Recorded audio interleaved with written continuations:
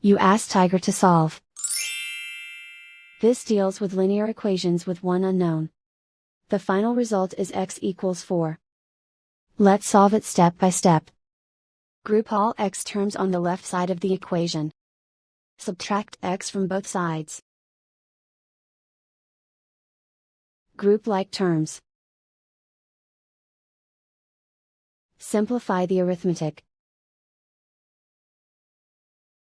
Group like terms. Simplify the arithmetic.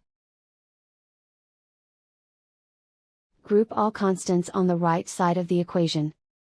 Subtract 5 from both sides. Simplify the arithmetic.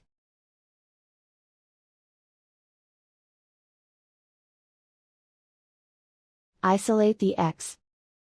Divide both sides by 2. Simplify the fraction. Find the greatest common factor of the numerator and denominator. Factor out and cancel the greatest common factor.